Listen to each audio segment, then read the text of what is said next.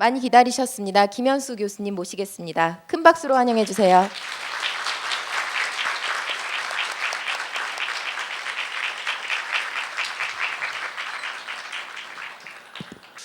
일단 와주셔서 너무 감사합니다. 다음 슬라이드요. 그다음에 책을 사주셔서 너무 감사합니다.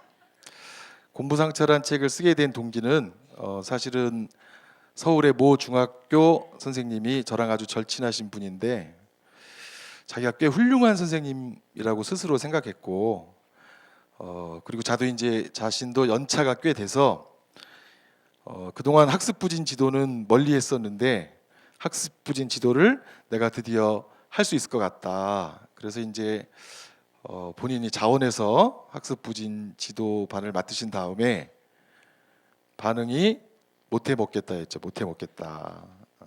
그러면서 도대체 애들이 왜 그런지 모르겠다. 그러면서 굉장히 괴로워하시더라고요. 그래서 그 선생님과 이제 여러 가지 이야기를 나누면서 선생님도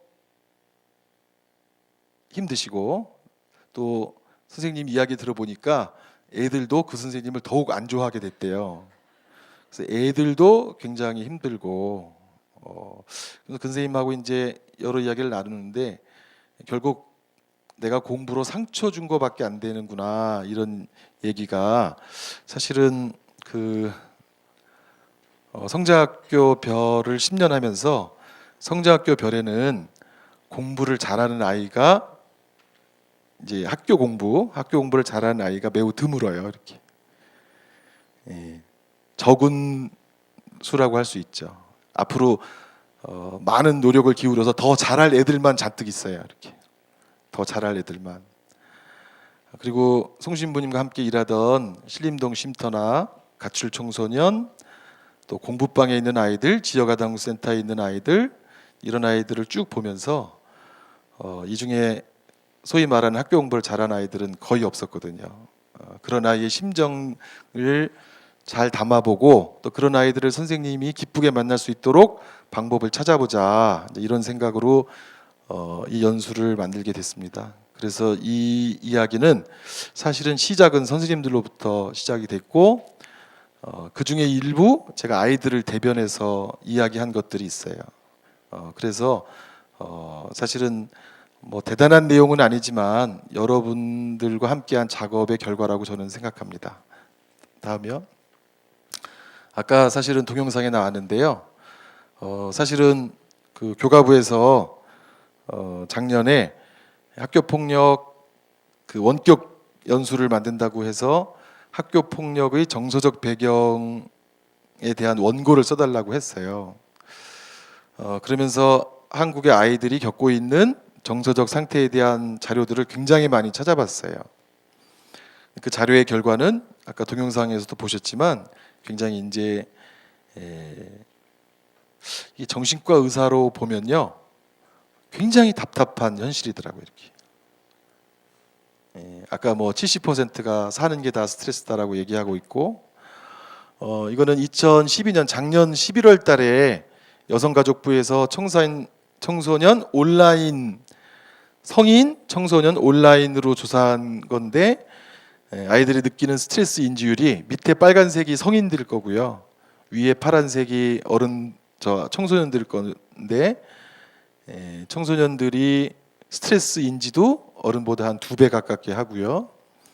우울감 경험률도 어른들이 한 20%대인데 아이들은 30%대고 자살 생각률도 어른들은 한 10%, 11.5%인데 아이들은 한 18% 정도 됐었어요. 작년 2012년 11월 정도에. 그러니까 학교에 와 있는 걸 다 스트레스라고 생각하는 100명 중에 70명의 아이들과 우울한 아이들 3, 40명과 지금 현재 죽을까 말까 죽고 싶다라는 그런 생각을 하는 20명의 아이들을 놓고 여러분들이 수업을 해야 된다는 거죠.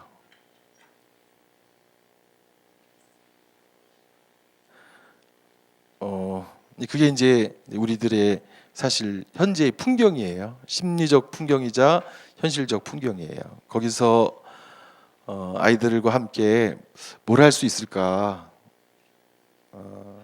그런 자료 사실은 그거보다 더 심각한 자료들도 많이 있는데 우리가 내 자녀 보고 그냥 학교에서 아이들이 수업할 때 크게 죽겠다고 외치는 애들은 당장은 없으니까 아이들이 괜찮지 않나 생각하실 수 있지만 실제로 아이들은 말하지 않아서 그렇지 굉장히 힘든 생활을 하고 있다.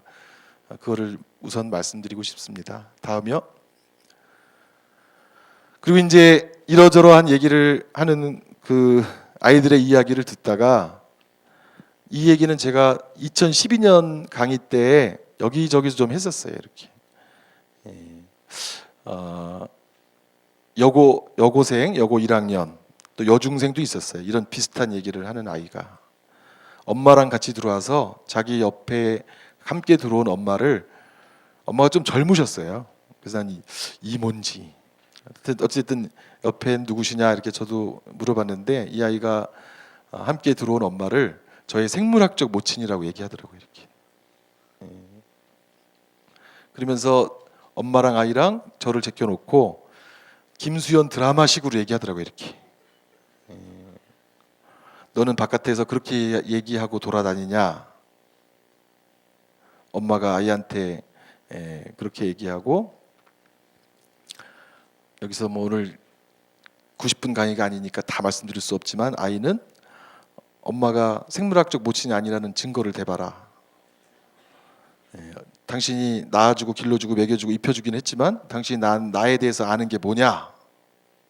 물었더니 이 엄마가 정말 드라마식으로 대답하더라고요. 이렇게 아침 드라마식으로 내가 너에 대해서 그런 걸 왜 알아야 되냐? 너는 하라는 공부만 하면 되지. 그렇게 딱 나오니까 아이가 마치 이제 드디어 증거를 잡았다 이렇게 하듯이 보세요 선생님 딱 저한테 그러더라고요. 그러면서 정신 좀 모친을 따로 두고 산다. 그랬더니 이 어머니가 정말 드라마처럼 그런 그년이 어디 있냐? 그랬더니 이 아이가 학교 선생님이라고 하더라고요. 학교 선생님. 그래도 얘는 다행이에요. 학교 선생님이 정신적 모친처럼 그 아이의 마음을 헤아리고 보살펴 주시니까 참 다행이었어요. 또 하나 작년에 강의할 때 많이 했던 이야기 중에 하나가 기획된 가족이에요. 사실 이거 책으로도 나왔죠. 최근에 사회학과 사람들이 한국의 가족을 평가를 해보니까 한국의 가족을 면밀히 들여다보니까 가족인데 가족의 기능을 하지 않는 가정이 너무 많다는 거예요. 뭘 기획하냐? 공부 프로젝트를 기획하는 거죠. 이렇게 사실 태어날 때부터 기획된대요. 이렇게 태교는 뭘로 시작해서 1세 때는 뭘 하고 3세 때는 뭘 하고 3세 때는 이제 영재 평가를 받아야죠. 그죠? 그렇게 해서 초등학교 들어가기 전까지는 뭘 끝내야 되고 4, 5년 전에 초등학교 들어가기 전에 1000권설이 있었어요. 한글책 1000권, 영어책 200권. 최근에 그게 어떻게 바뀌었는지 모르겠어요. 그때 이후로 제가 더 들으면 충격받을 것 같아서 혹시 뭐 최근에 1500 한글 1500권, 영어책 500권 이렇게 늘어났을까 걱정인데 그래서 이제 그분의 책에는 한국 가족은 공부를 중심으로 기획된 프로젝트 팀이다. 엄마가 이 프로젝트의 전반적인 매니저다. 아이가 학습 부진 상태에 있다고 해서 그 아이를 아버지가 데리고 오는 경우는 10 중에 하나가 안 돼요. 이 총책임은 일단 어머니가 맡고 계셔요.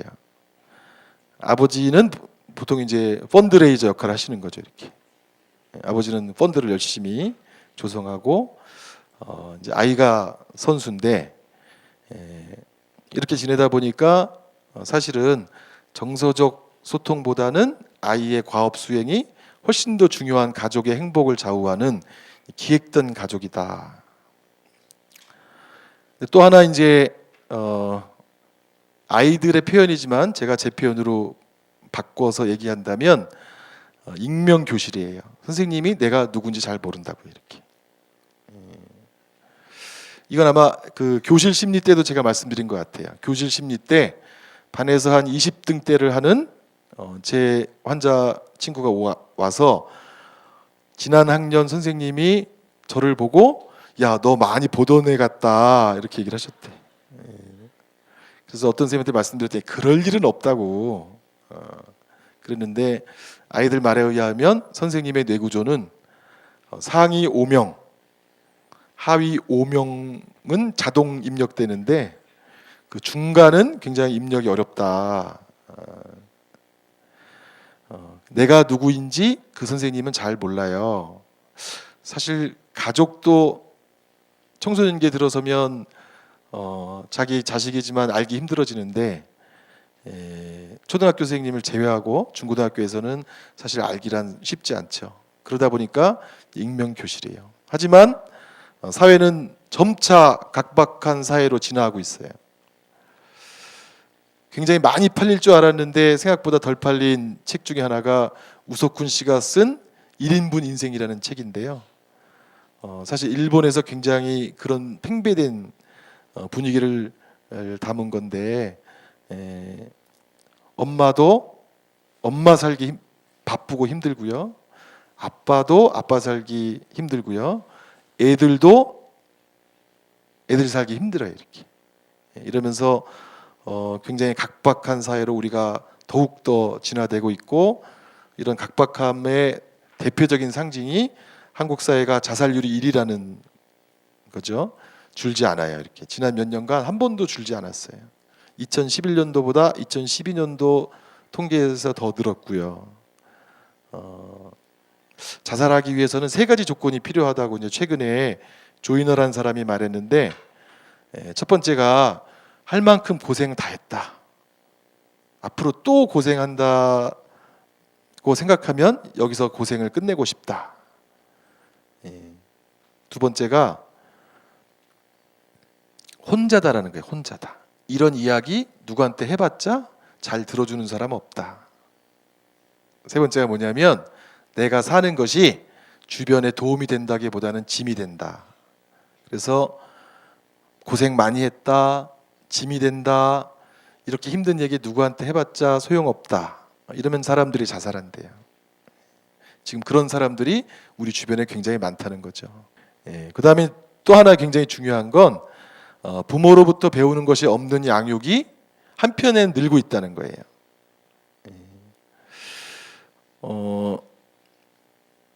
요약해서 말하면 한때 우리가 아버지 없는 사회에서 많이 컸어요. 이렇게 아버지가 전혀 양육에 참여하지 않는.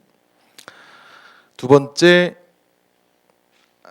산하 제한과 아이 낳기를 줄이기 시작하면서 우리가 형제 없는 사회에서 요즘 아이들이 크고 있어요. 그 다음 단계가 일본이나 미국에서 얘기하는 엄마 없는 사회로 가는 거예요. 한글도 엄마한테 배우지 않고요, 아빠한테 셈을 배우지도 않고요, 엄마 아빠가 가르치는 건 아무것도 없고 엄마 아빠가 하는 일은 학원에 보내는 거, 유치원에 보내는 거, 과외를 시키는 거. 그래서 아이들은 엄마 아빠로부터 배우는 게 갈수록 없어지는 그런 시대에 크고 있어요. 이러면서 사실은 감정을 함께 나누는 그런 가정도 줄어들고, 감정을 함께 나누는 교실도 줄어들고요, 감정을 나누는 사회도 줄어들고 있는 거죠. 다음이요. 이거 제가 또 애들한테 물어본 거예요. 부모님이나 교사가 너를 향해서 가장 많이 하는 얘기가 뭐냐 그랬더니 어떤 아이가 너무 재밌는 얘기를 했어요. 노래를 불러요. 그래서 무슨 노래 그랬더니 공부 타령이요, 이렇게 얘기하더라고요. 그런 진짜 노래가 있냐? 다음에는 공부 타령을 노래를 한번 만들어 볼게요.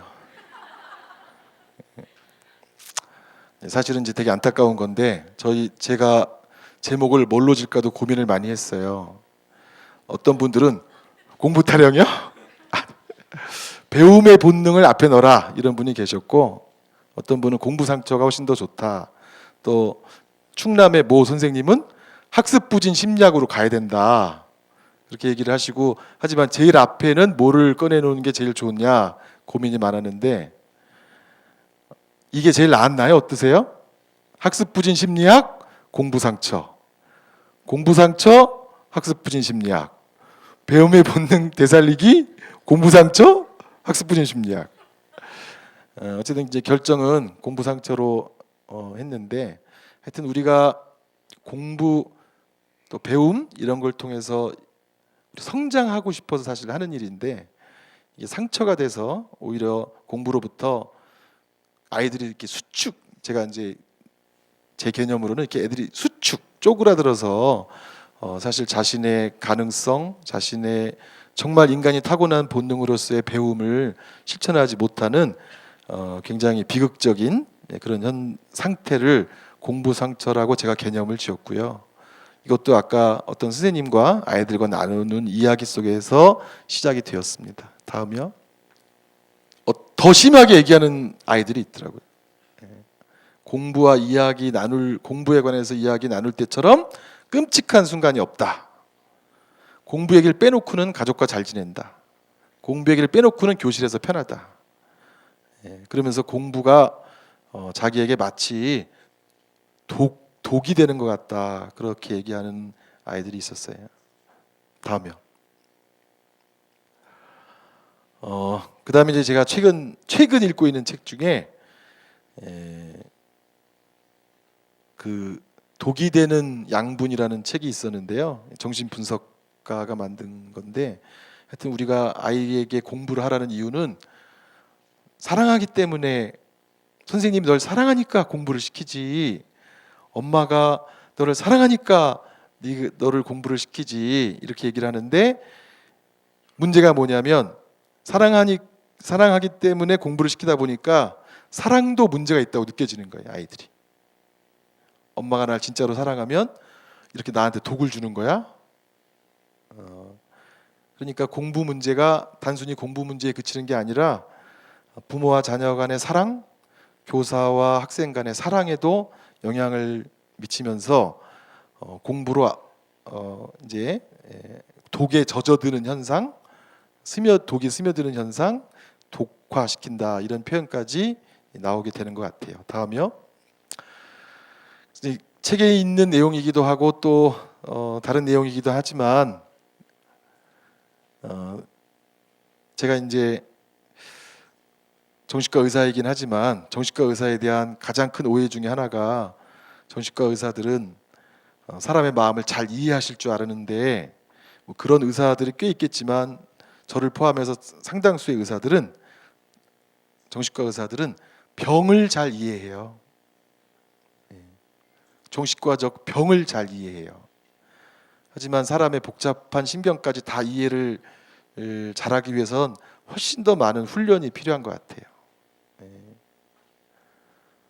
그 정말 가까이 해왔던 사람의 심경도 사실은 잘 헤아리기 어려운 게 사실이에요. 이렇게 정말 가까웠던 사람이 어떻게 마음을 쓰는지에 관해서 우리 잘 몰라요.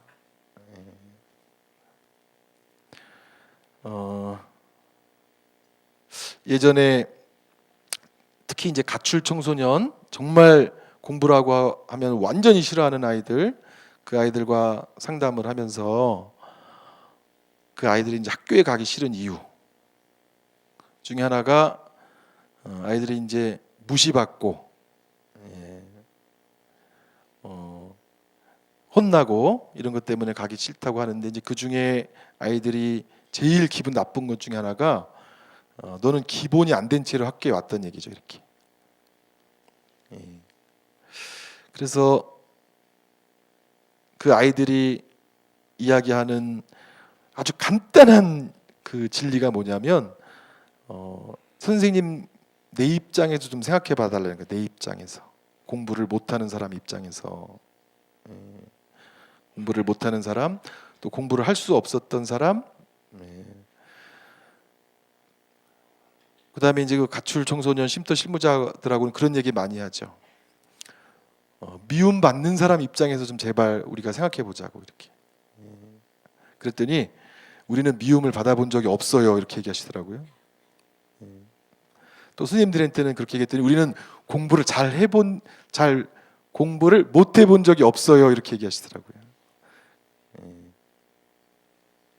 공부를 못 해본 적이 없고 미움 받아본 적이 없기 때문에 공부를 못하는 사람들의 심정이나 미움을 많이 받는 사람들의 심정을 더 헤아리기가 어려우실 수도 있을 것 같아요. 물론 저도 그렇고요. 저는 미움은 좀 받아봤어요. 그래서 미움 받을 때 얼마나 섭섭한지는 조금은 알아요. 공부는 아주 못 해본 적이 없긴 해요. 그런 얘기 했다가 어디서 욕만 지탄 먹었어요. 김현수 망언 이렇게 얘기하더라고요. 야, 그래놓고 너 의과대학 갔냐? 막 이래가지고 그 얘기는 그렇게 말하면 안 되고 선생님들이 왜 잘못하는지 이해가 안 간다. 이건 너무 쉽잖아. 이건 기본이야. 이렇게 얘기하는 게 듣는 사람 입장에선 뭐예요? 넌 기본이 안 됐다. 그럼 내 기본은 기본에 안 속하는 거잖아요. 어떤 사람에게 기본이 안 됐다라는 말은 굉장히 사실 그 사람을 자멸하게 하는 말일 수 있어요.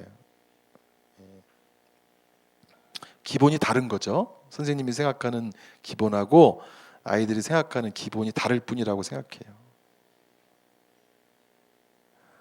다음이요. 그다음에 아이들이 베스트를 꼽은 것 위주로 오늘 제가 몇 개만 가져왔어요. 머리가 안 돌아가냐. 이거는 저희 정신과 교수님이 중에 모 유명한 교수님이 그 레지던트들 아침에 다 모아놓고 아침마다 그러셨어요. 아침마다 레지던트 8명 착 줄 서 있으면은 딱 물어보시고 너 몰라? 그러면은 그 교수님이 무겁지 않냐 이렇게 물어보셔요. 힘들지 않아? 돌을 들고 다니는데 위에다 들고 다니는데 힘들지 않아? 그래서 이제 그 교수님과 미팅이 끝나면 모여서 다 정신과 의사가 어떻게 저렇게 레지던트를 혼내도 저 따위로 혼내냐. 여러 번 해도 이해가 안 가냐? 뭘 들은 거냐? 뭐 하러 왔니? 이런 말은 굉장히 그 아이들이 그 가장 싫어하는 상처받는 이야기 중에 이제 하나라고. 야, 그것도 못해랑 머리가 안 돌아가니 이게 가장 상처받는 말들 중에 하나래요. 근데 이제 그 책에도 그렇고 제가 프레네 교육이나 또는 이 동기 면접을 배우면서 정말 기가 막히게 다르게 표현하는 사람들의 예들이 나오는데 그 수학 시간에 매번 틀린 답을 가져오는 아이에게 그 틀린 답을 가져오는 아이를 중간에 포기시키지 않고 끊임없이 시도하려고 돕는 교사들은 네 답이 틀렸다라고 하지 않는데요. 뭐라고 한다고요? 아직 책을 끝까지 읽으신 분들은 없으시구나. 뭐라고 하냐면 너는 매번 선생님이 생각하는 답과는 다른 답을 가져오는구나. 그러면서 어떻게 너는 매번 다르게 풀지? 네가 푼 거를 한번 같이 가져와서 얘기를 나눠보자. 그래서 틀린 답을 가져오는 아이에게 부끄러움을 주지 않고 그 틀린 과정을 잘 아이가 보여주게 해서 다음에는 비슷한 답을 가져오도록 돕는 게 중요하다. 어떤 아이들은 배우는 방법이 다르거나 또 다르게 동기화된다는 것을 우리가 알 필요가 있을 것 같아요. 다음이요. 그다음에 이제 이게 굉장히 많이 나오는 얘기고요. 사실은 성적 부담으로 자살하는 아이들 중에 그 자살 심리 부검을 해보면 왜 자살했는지 그 사정을 잘 들어보면 그 아이들에게 가장 상처가 됐던 말은 더 잘할 수 없니였다고 해요. 더 잘할 수 없니.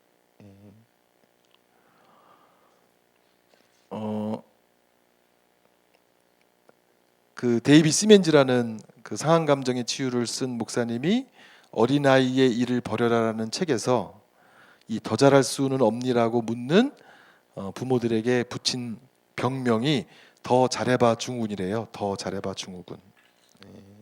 더 잘해봐 증후군. 또 이제 여러 사례들이 있는데 공부를 잘하라고 해서 공부를 잘했어요. 그랬더니 엄마가 선생님이 야, 너 공부만 잘해서 되니?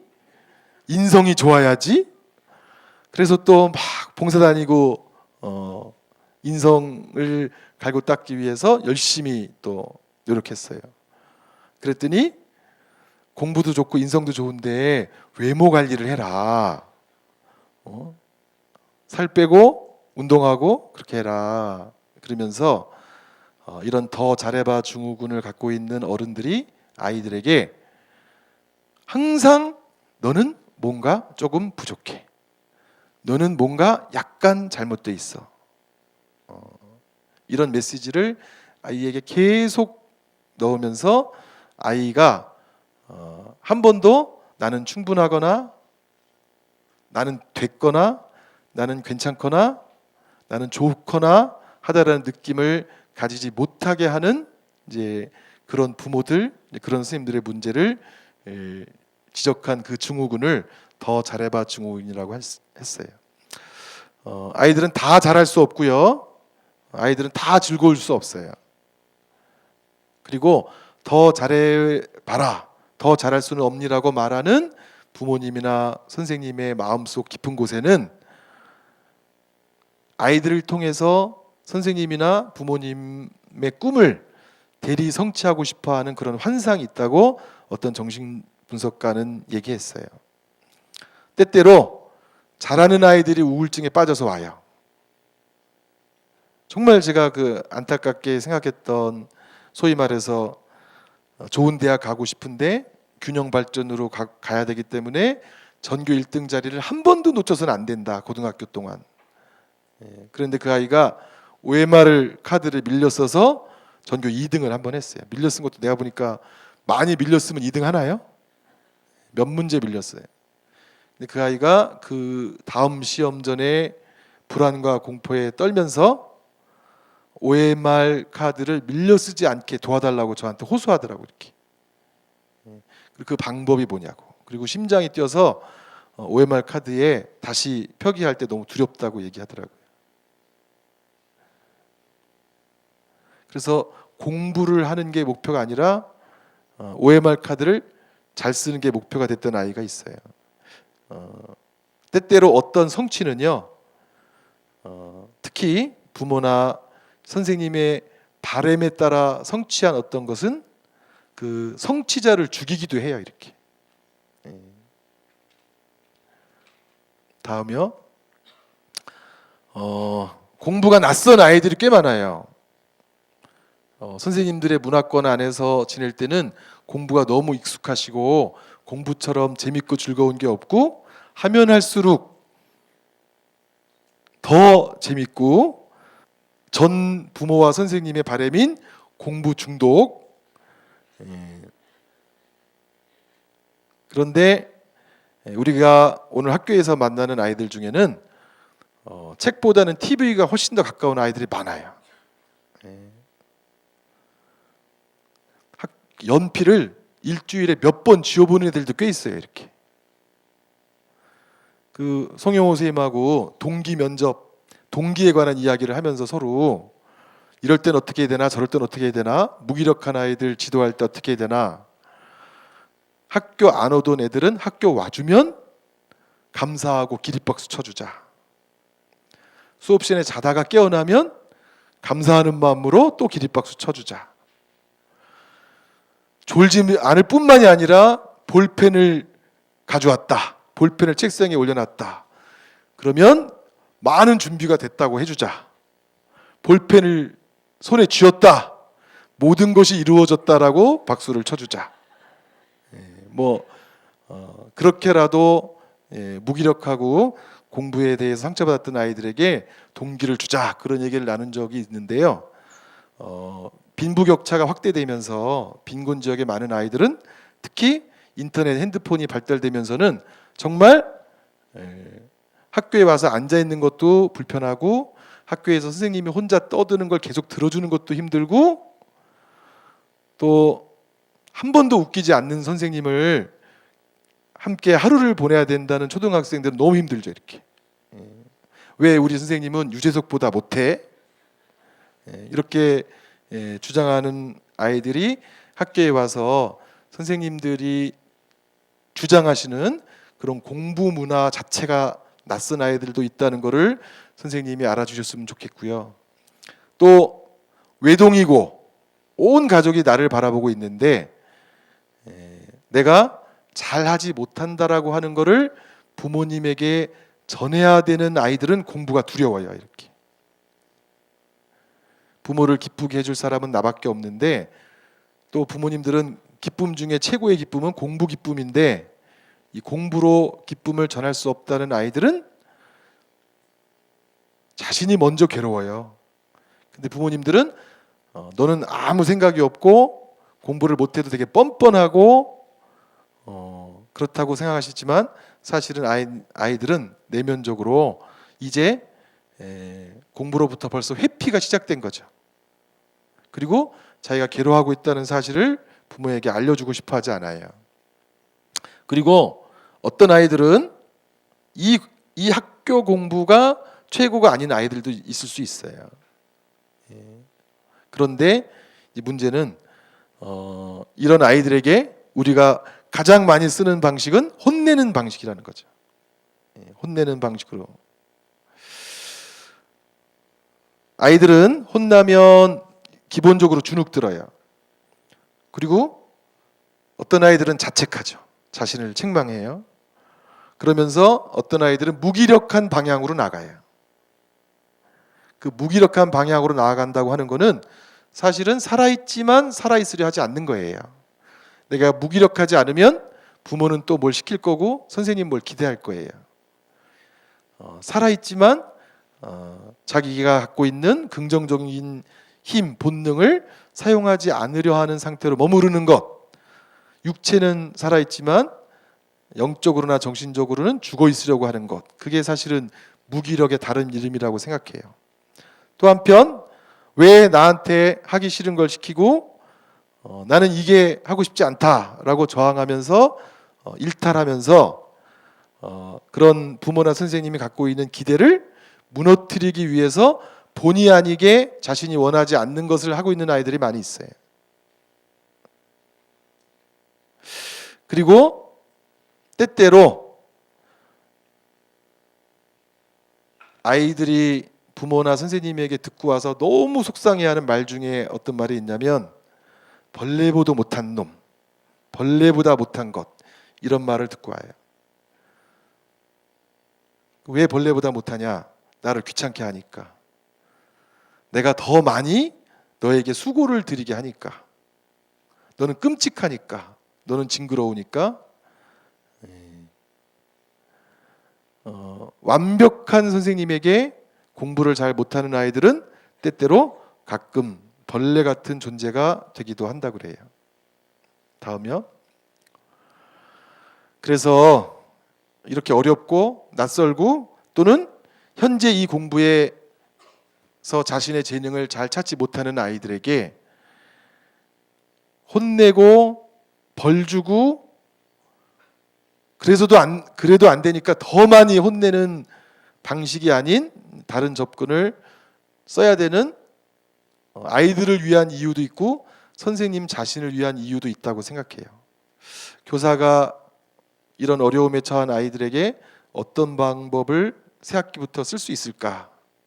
새학기부터 선생님들에게 이런 어려움에 처한 아이들에게 어떤 방법이 있다고 제가 소개해드려야 되나? 그런 고민을 했는데 글로 쓰고 나서 보니까 책도 그렇지만 대단히 죄송한 게 별 희한한 방법이 없더라고요. 이렇게 정말 이렇게 마술처럼 오늘 제가 여러분에게 60분간 공연을 펼치고 여러분들이 제 마법을 익히고 가서 교실에 가서 나는 혼내지 않는다.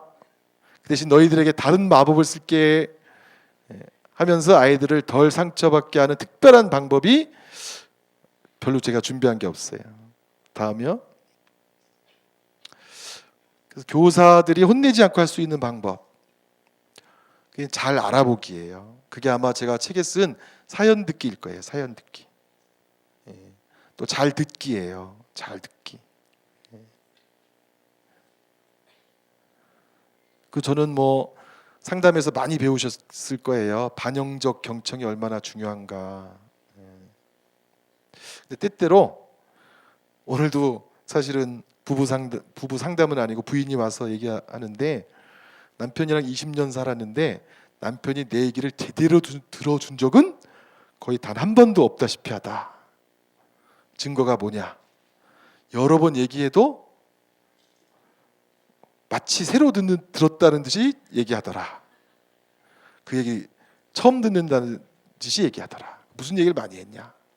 술 먹지 말아라도 많이 했고, 일찍 들어와라도 많이 했고, 애들하고 놀아주라는 얘기도 많이 했는데 마치 그 얘기 오늘 처음 듣는 듯이 얘기한대요. 아이들의 이야기를 들을 수 있었으면 좋겠는데 사실 어렵죠. 그다음에 또 하나 제가 오늘 그래도 새로운 거가 이거 아닐까 싶은 게 뭐냐면 걱정해주기예요. 걱정해주기. 그리고 걱정하고 있다고 표현하기. 새 학기에 들어서 수준 테스트를 했어요. 잘 못 나왔어요. 그러면 잘 못 나와서 너도 너를 걱정이 많이 되겠다. 선생님도 네가 기대했던 것보다 성적이 안 나온 것 같아서 좀 걱정이 된다라고 얘기해 주는 거예요. 이렇게. 그 다음에 같이 아파하기죠. 같이 아파하기. 아, 선생님 마음이 아프다. 그 다음에 도움을 주기죠. 그다음에 받아들이기, 창피하지 않게 하기. 이런 게 이제 제가 생각해낸 새로운 것들이에요. 그래서 이게 하나도 새롭지 않다라고 실망하실까봐 걱정이에요 지금. 도움을 주기, 받아들이기, 창피하지 않게 하기. 가급적이면 창피하지 않게 하려고 말을 조심하죠. 이렇게. 술을 못 끊고 오신 분들에게 술 또 못 끊고 오셨네요 이렇게 안 하죠. 술이 세요 이렇게 얘기하죠. 술이 정말 센 것 같아요. 이렇게 얘기하죠. 그래서 우리가 힘을 더 합쳐야 됩니다 이렇게 얘기하지.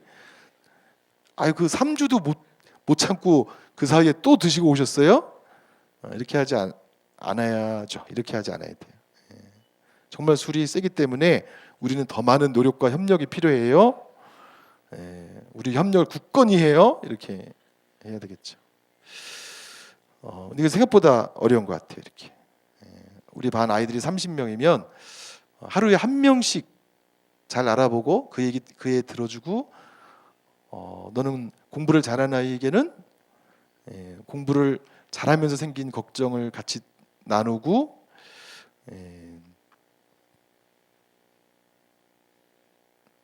다음요. 왜 우리는 공부로 혼을 심하게 낼까? 제 생각에는 공부 상처의 핵심적 지지층은 선생님이면서 또 자녀를 키우는데 내 자녀가 현재 내 기대만큼 공부를 하지 않고 있을 때일 것 같아요. 아마 여러분들이 공부와 관련된 직종에 계시기 때문에 공부가 선생님에게도 큰 숙제죠. 내가 잘 가르치는 교사인가? 아이들을 잘 알도록 지금 잘 돕고 있나? 선생님에게도 숙제예요. 또 동시에 공부를 아이들에게 공부를 배우는 아이들에게도 선생님에게 공부는 큰 숙제예요. 제가 몇몇 선생님한테 여쭤봤어요. 공부를 못하는 게 왜 그렇게 혼날 일이고 공부를 못하는 거에 관해서 왜 이렇게 선생님 힘들어하시냐?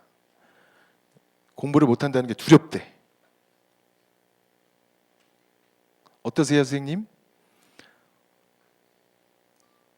선생님 반 아이들이나 선생님 자녀가 공부를 못할 때 어떨 것 같으세요? 나도 잘하고 내 자녀도 잘하니까 그런 생각을 해본 적이 없다.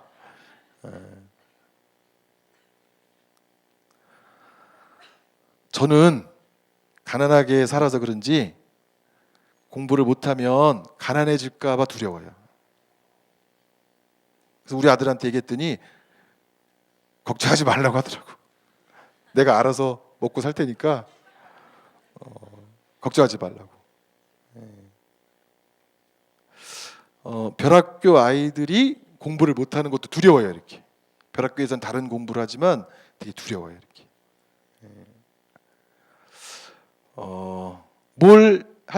뭘 하는데 잘 못하는 것에 대한 두려움이 우리한테 다 있는 것 같아요. 잘 못하는 것에 대한 두려움. 뭐 사랑도 마찬가지고 일도 마찬가지고 대인관계도 마찬가지고 잘 못하는 것에 대한 두려움이 있어요. 선생님들은 좀 더 심한 것 같아. 제가 보니까 선생님들은 좀 그게 이제 굉장히 무가치한 사람이 되는 거라고 느낌을 가지시는 것 같아요. 본인이 인정받지 못할 거라고 생각하시는 것 같아요. 그러는데 하여튼 제가 최근에 만난 그 정신 분석하시는 분들은 공부를 심하게 두려워하는 또 공부를 자녀가 못하는 것에 관해서 굉장히 걱정하고 노심초사하는 분들의 마음 이면에는 사실은 자신이 공부를 못하는 모습을 매우 싫어했던 자기 증오가 마음 깊이 있다. 그런 얘기 하시더라고요. 공부에 집착하고 자녀 공부에 우리 반 성적에 집착하시는 분들일수록 사실은 그 마음속 깊이 들어가 보면 자신을 그렇게 좋아하지 않는 분들이 꽤 있다는 거예요. 그 사람 주장은 맞을 수도 있고 틀릴 수도 있다고 생각해요. 근데 제 경우를 보면 저는 사실이에요. 저는 공부를 잘 못하는 나를 인정할 수가 없었어요. 이렇게 그게 그 사랑받을 수 있고 존재할 수 있는 유일한 조건이라고 생각했어요. 특히나 저희 아버지가 사업 완전히 망한 다음에는 더더욱 그랬어요. 뭐 가진 것도 없고 뭐 근데 이게 요즘 애들이 와서 얘기하니까 제가 속이 터져요. 선생님 저는 가진 것도 없고요, 부모도 별로고요, 생긴 것도 안 되고요, 키도 안 커요. 그런데 공부도 못해요. 아무것도 없어요. 저는 제가 너무 싫어요. 그런데 그렇다고 내가 싫다고 어디 가서 크게 떠들고 다닐 수는 없어서 센 척 한다고 하더라고. 다 애들이 센 척해요. 그래서 이런 것 때문에 있는 그대로가 안 되는 것 같아요. 인정할 수 없어요. 그래서 있는 그대로가 안 되는 것 같아요. 그래서 23등 하는 애도 25등 하는 애도 이쁘고 23등 하는 애도 이쁘고 꼴찌도 이쁘고 의식적으로 노력해서 꼴찌! 야, 우리는 올라갈 거밖에 없어. 화이팅! 이게 자연스럽고 힘있게 안 나오는 이유는 공부 못하는 애를 미워했던 그 마음의 기원인 나를 미워하는 마음이 아직 해결이 안 돼서 잘 못하는 아이들이 이쁘고 기쁘고 또 더 가능성 있는 아이들로 보는 게 좀 힘든 것 같아요. 다음이요. 그 새학기 결심 이제 마지막이에요. 이제 시간 5분 남은 것 같다. 이것도 선물이라고 제가 준비를 해오긴 했는데 새학기 결심 첫 번째, 적절히 기대하고 구체적으로 돕기. 이거 뭐 제가 입에 달고 다니는 얘기예요. 야, 우리 반 새학기 선생님 연수 많이 받고 왔으니까 우리 반 지도 잘해서 우리 1등 반 될 수 있다. 나만 믿어. 한편으로 그런 선생님에 대한 기대감과 또 아이들이 그런 믿을 만한 선생님에 대한 또 열망도 있지만 한편으로 또 부담스럽죠. 그 선생님을 따라가야 되잖아요. 이렇게 따라가야 되잖아요. 적절히 기대하고 잘 도와주고, 그 다음에 뭔가 목표를 세울 때 내 열망인지 아닌지를 잘 확인해서 내 열망대로만 기대하지 않기. 다음이요. 새학기 결심 두 번째는 수용하고 걱정하고 표현하기예요. 굉장히 무기력한 아이였어요. 굉장히 무기력한 아이였어요. 힘이 없대요. 힘이 없대요. 힘을 이렇게 진짜 기체조 뭐 기를 불어 넣듯이 그 외동인데 힘을 양 부모가 전부 얘한테 기를 쏟아서 내 기 좀 받아가라. 내 기 좀 받아가라. 두 부모가 그렇게 해도 애는 이제 그래도 자기는 힘이 없대 이렇게. 그냥 학교를 왔다 갔다 하는 것만으로도 자기는 최선이래요. 아까 그 어떤 우리 벼락교 선생님들 노래의 예처럼. 근데 우리가 그 아이의 그 지점으로부터 출발을 하는 게 너무 잘 안 돼요 이렇게. 그래, 왔다 갔다 하는 것부터 잘하고 그것부터 잘하자. 그게 되지 않고 왔다 갔다 하는 것 이상으로 해야 된다라고 하는 거를 아이한테 주입함으로 인해서 아이는 더욱더 아무것도 못하는 상태에 빠져요 이렇게. 그리고 이 얘기도 많이 하는데 25등에서 성적으로 표현해서 너무 죄송해요. 10m를 100m 중에 10m만 달릴 수 있다는 아이들에게는 10m만 달리고 잘했다고 해주고 100m를 다 완주한 다음에도 힘이 남은 아이들에게는 다음 코스를 제안해야죠. 쉬운 일은 아닌데 제가 예전에 누구한테 배운 이야기인데 마음의 상처를 받고 공부에 자신이 없고 자기 진로와 재능에 관해서 아직 확신이 없어서 그 무엇을 할 수 없는 애들한테 무엇을 하자는 것도 사실 고통이고요.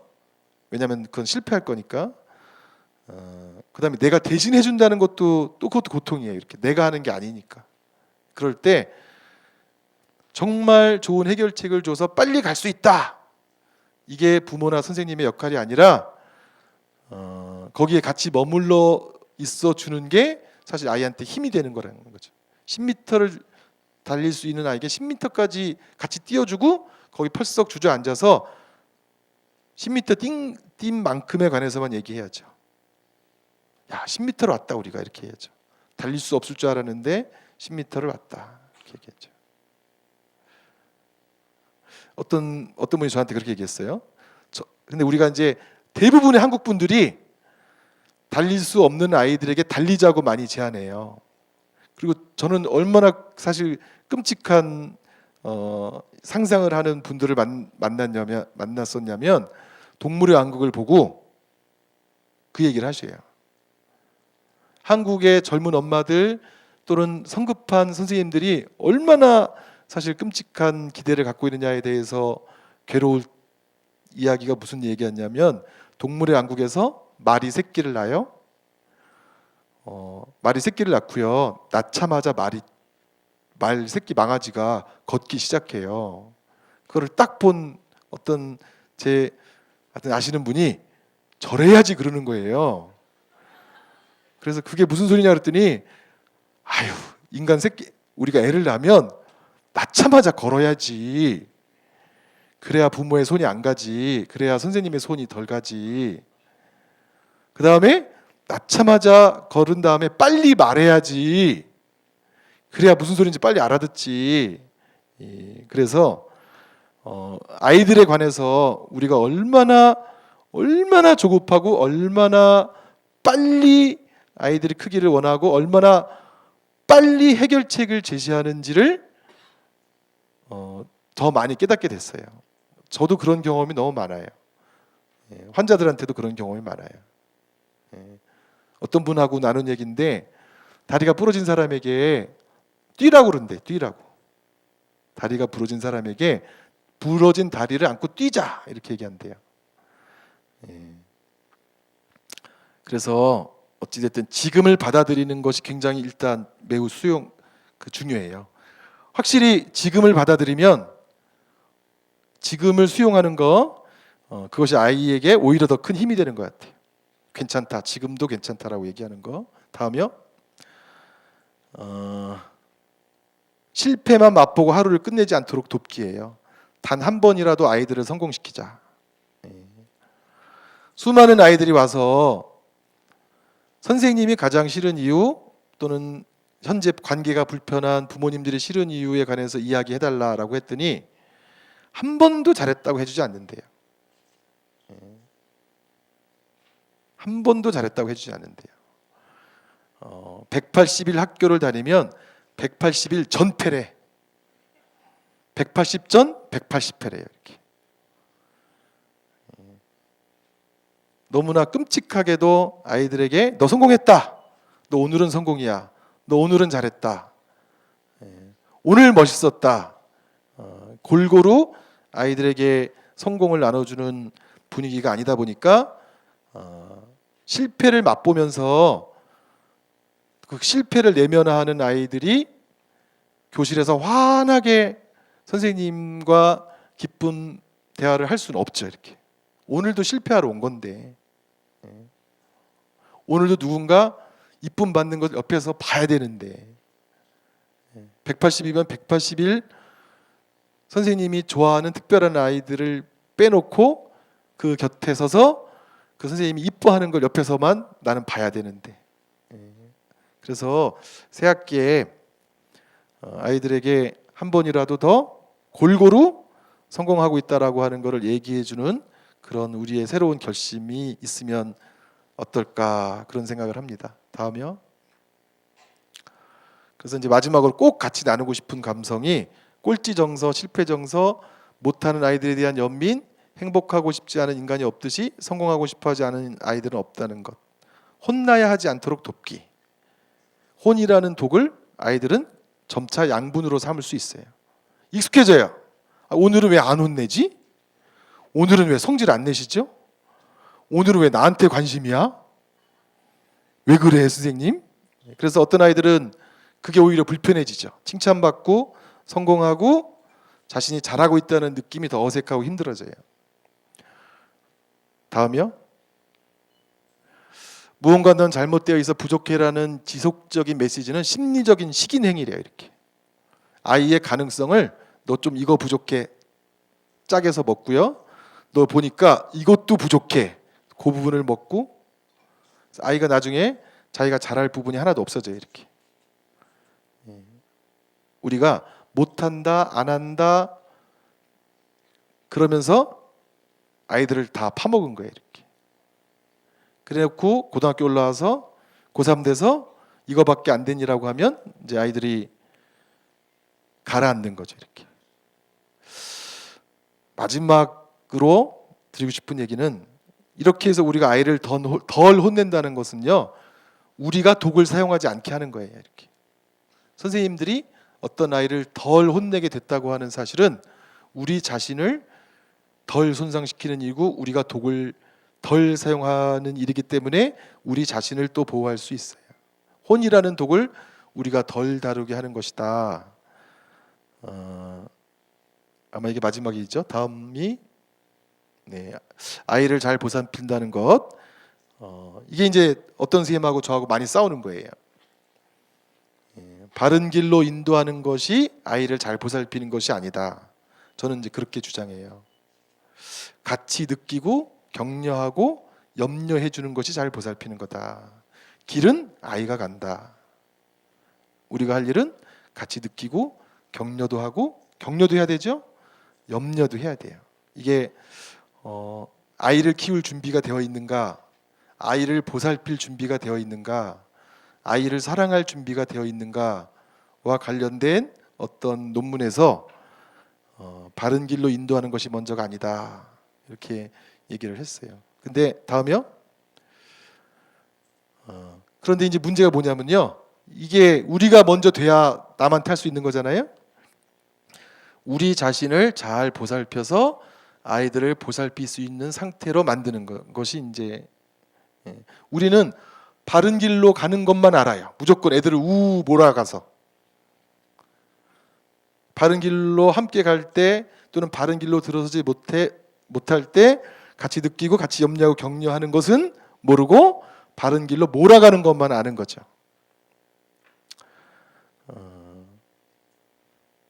그래서 원래 밑에 거는 어떻게 쓰다 보니까 많이 쓰게 된 거고, 마지막으로 제가 선생님들에게 드리고 싶은 이야기는 우리 자신부터 바른 길로 가려고 애쓰는 것은 하지 말자는 게 아니라 나중에 하고, 먼저 할 일은 나를 느끼고 나를 염려하고 나를 격려하는 일이다. 그래야 아이들과 함께 할 수 있다. 그런 이야기로 얘기를 마치려고 하는데, 아까 김병주 대표가 새학기를 맞이하면서 힘을 드린다고 했는데, 얘기하고 나서 저도 느끼고 또 여기 계신 많이 와주신 선생님들 얘기 들어 표정이나 이런 걸 보니까 힘이 되기는커녕 지금 기운만 빼고 비장한 분위기만 만든 것 같아서 좀 죄송한 마음이 드는데, 오늘 제가 여기 오면서 어떤 걸 나눌까 할 때는 이런 내용으로 했으면 좋겠다. 좀 선생님들하고 저하고 같이 있다는 느낌을 어떻게 만들까, 그런 고민으로 준비는 했었습니다. 감사합니다.